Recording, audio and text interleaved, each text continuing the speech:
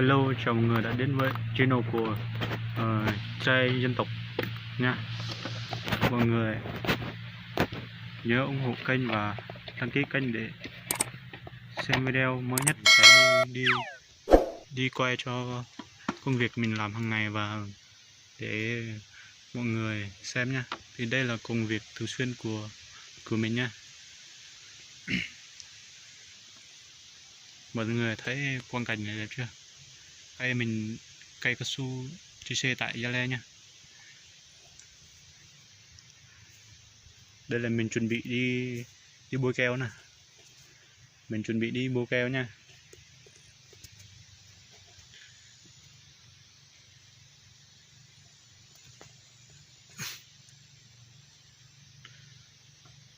Giờ mình sẽ đi quay cho cây cao su và mặt cạo cây của cao su nha. Rất là cao mà. Thường thì lúc mình mở cạo đục thì mặt cạo nó thấp thì mình cạo nó khỏe hơn. Nói chung thì mình cạo vài năm là nó cao là mệt lắm mọi người ơi. Nói chung thì đây là công việc của mình thì mình cũng phải ráng làm thôi chứ mấy. Không làm sao mà có ăn được. Đúng không phải người ơi.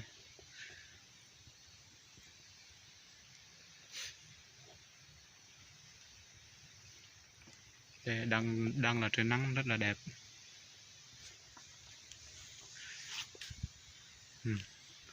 Và bây giờ mình sẽ quay cho các bạn thấy cái mặt cạo và cây cạo của cao su, và thấy cái mặt cạo nó có làm thấy là rất là mệt không mọi người.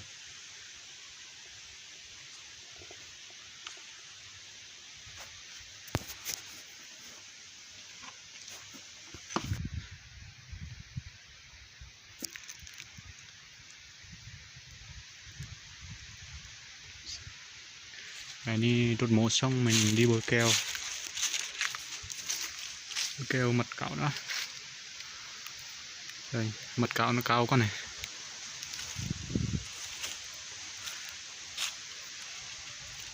Nhìn cái mặt cây cạo, cái mặt cạo nó cao kia.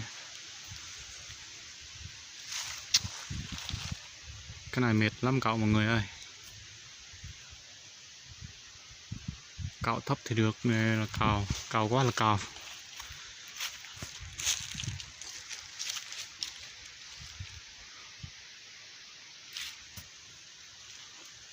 Mọi người nghĩ sao về công việc này? Công việc này là rất là mệt mỏi nha mọi người ơi.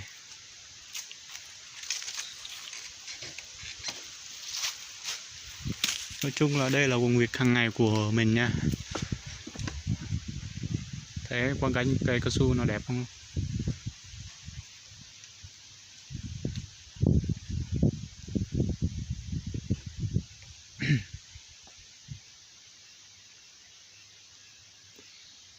Hôm nay là mình đi bôi keo nha mọi người ơi. Bôi keo để trong mưa nó ướt cây nha, để mà mình cạo nha. Nếu mà mình không bôi keo thì nó không cạo được nha. Cây nó sẽ là ướt cây luôn. Nếu mà trời mưa gặp trời nắng thì được. Nhìn cái mặt cây cạo nó cao chưa? Rất là cao luôn mọi người ơi.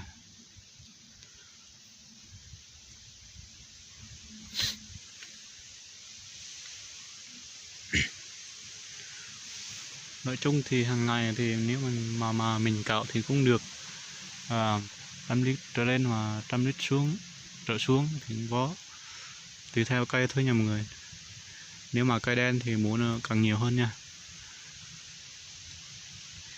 Cái lô này là cây nó là cây vàng, toàn là cây vàng hết, cây trắng á. Mũ nó ra là toàn là mũ đặc hết nha, không giống như mấy cái cây đen đâu. Cây đen thì mũ nó thì loãng mà ra mũ thì nhiều. Cây ấy là mình cạo là mũ nhiều hơn cây đen nè. A few moments later.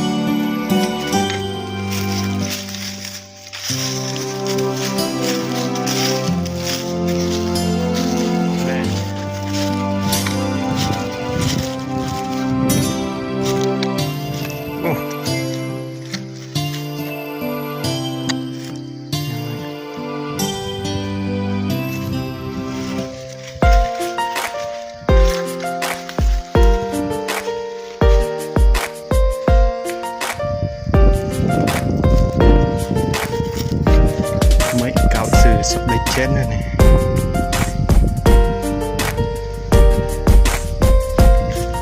Cây này ngon lắm mọi người ơi, cây được lắm.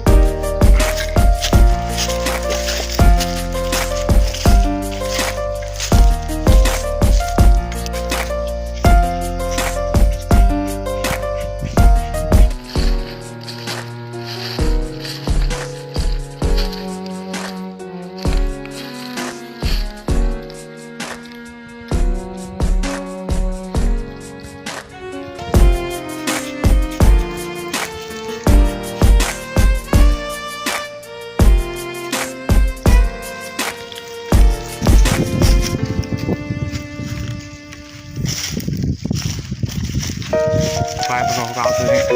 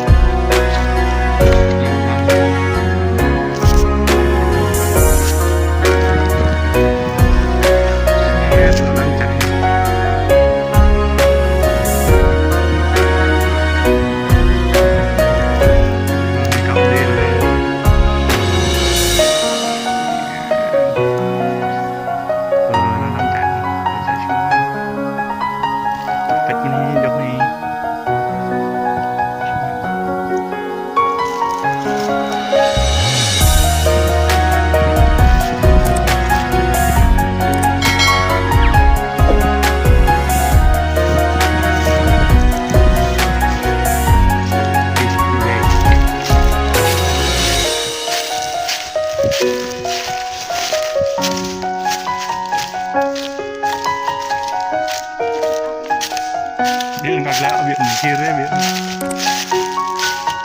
Chúng ta gạt lẹo luôn. Đi vào đây này. Sang cái bên đây. Đây họ đi.